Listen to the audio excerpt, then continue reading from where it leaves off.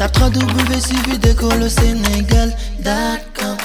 À école au Sénégal, c'est facile, tu n'as qu'à te connecter. Tape école au Sénégal, les leçons sont beaucoup plus détaillées. Bonjour, vous êtes sur la plateforme École au Sénégal, c'est Mouché Boy et dans cette vidéo, on va travailler principalement avec les élèves qui sont en terminale S2. Et là, donc, c'est une fonction ln. On va faire une proposition de correction d'un exercice où on donne g de x égale à 1 moins x au carré moins ln de valeur absolue de x. Question, déterminer d de f, ça veut dire que le domaine de définition de g, calculer g de 1 et g de moins 1. Donc, certainement, c'est utile parce que g de moins 1 et g de 1, c'est facile pour un élève qui est en terminale S2. Normalement, donc, c'est des valeurs remarquables qui doivent servir à quelque chose. Dresser le tableau de variation de g, donc en déduire le signe de g de x. Ici, donc, la fonction qu'on nous a présentée, c'est g de x égale à 1 moins x au carré moins ln de valeur absolue de x. Ici, donc, g de x existe dans quelles conditions? On a dit g de x existe pour faire le domaine si et seulement si. À partir de là, donc, là, 1 moins x au carré, donc, on a un polynôme qui est défini sur R. ln de valeur absolue existe uniquement si valeur absolue de x est strictement positif. La valeur absolue est strictement positive si x est différent de 0. À partir de là, on peut dire que d de g égale à R privé de 0. R privé de 0, c'est quel intervalle? C'est l'intervalle moins l'infini, 0 ouvert, union, 0 ouvert jusqu'à plus l'infini. À partir de là, on a d de g. Maintenant, calculer g de 1 et g de moins 1. Donc, certainement, g de 1 ici va être égal à, je remplace donc les x par 1, 1 moins 1 au carré, moins ln de valeur absolue de 1. ln de 1 égale à 0. 1 moins 1 égale à 0. Donc, on remarque que g de 1 égale à 0. G de moins 1 aussi, même travail. Donc, on a 1 moins, entre parenthèses, moins 1 au carré, puisque donc, les x vont être remplacés par moins 1. Moins ln de valeur absolue de moins 1. ln d'un nombre négatif n'existe pas, mais valeur absolue de moins 1 égale à 1, comme ln de 1 égale à 0, tout ça saute, moins 1 au carré égale à 1, 1 moins 1 égale à 0. Je vous disais que c'est des valeurs remarquables. G de moins 1 égale à 0 et g de 1 égale à 0. Maintenant, à quoi servent ces valeurs-là? On va essayer de voir donc l'utilité de l'image de moins 1 et 1, donc qui sont les images de moins 1 et 1 qui sont nulles. Maintenant, ici, on demande de dresser le tableau de variation. Avant de dresser le tableau de variation, on montre que la fonction g de x, la fonction x qui associe g de x est dérivable sur son domaine sur R privé de 0 de fonction dérivée x qui associe g' de x. Pourquoi? Parce qu'ici, la fonction ln de valeur absolue est dérivable. Donc, si c'était ln de x seulement, c'est dérivable sur donc 0 plus l'infini ouvert. Mais c'est ln de valeur absolue de x donc, qui est dérivable sur R étoile. Donc, 1 moins x au carré est dérivable sur R. Donc, en particulier sur R étoile. Donc, on peut dire que donc, la fonction g est dérivable donc, sur R étoile. R étoile, c'est R privé de 0. Maintenant, g' de x, je calcule la dérivée. G' de x égale à, la dérivée de 1, c'est 0. La dérivée de x au carré, ça donne 2x. Donc, il y avait un moins devant, donc ça donne moins 2x. Et la dérivée de ln de valeur absolue. ln de valeur absolue de u, c'est la même chose que la dérivée de ln de u. On prend u' sur u seulement, donc ça donne 1 sur x.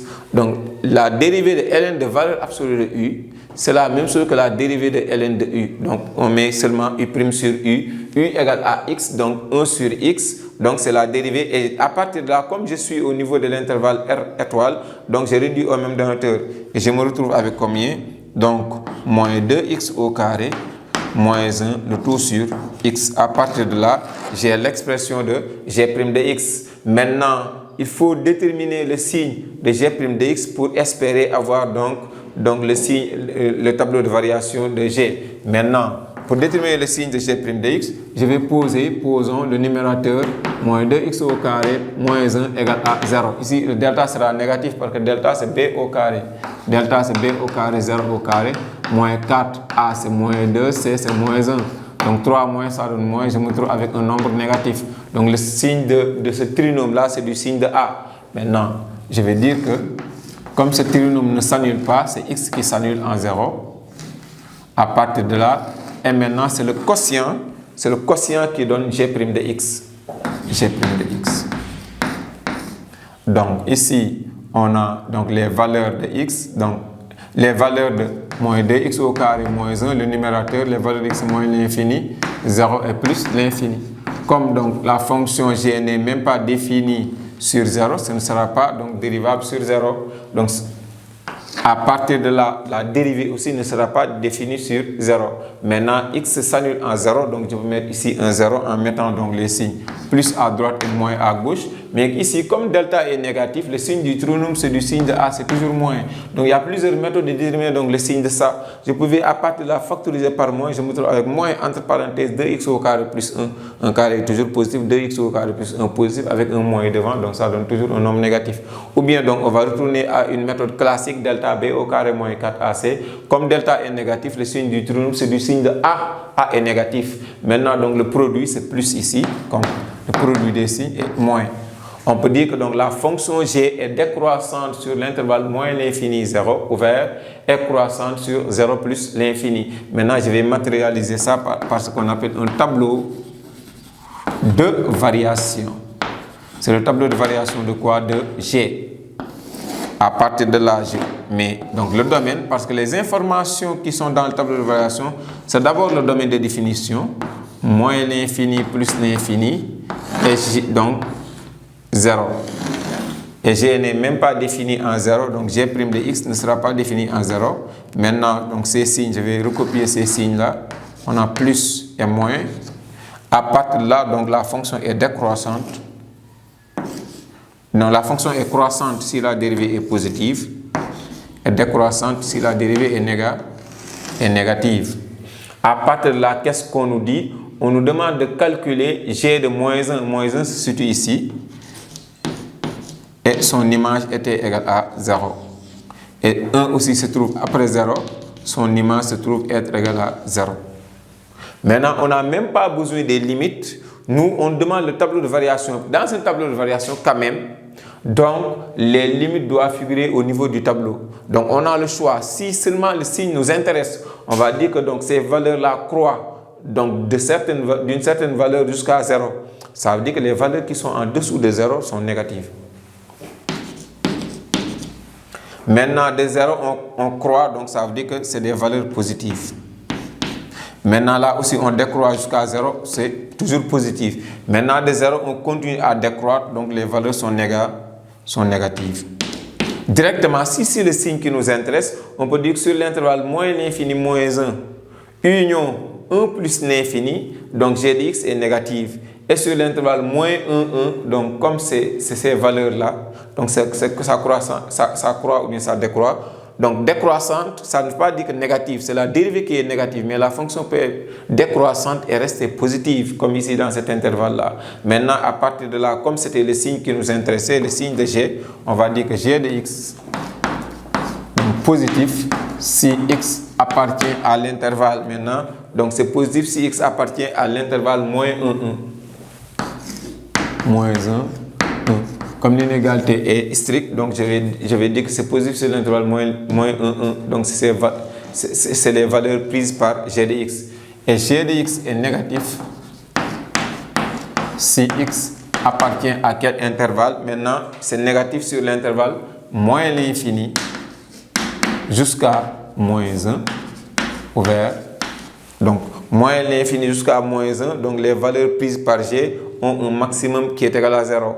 Et maintenant, donc, à partir de là aussi, le maximum égal à 0 parce que ça décroît. Donc, on va dire de 1 union 1 plus l'infini ouvert aussi 1 jusqu'à plus l'infini.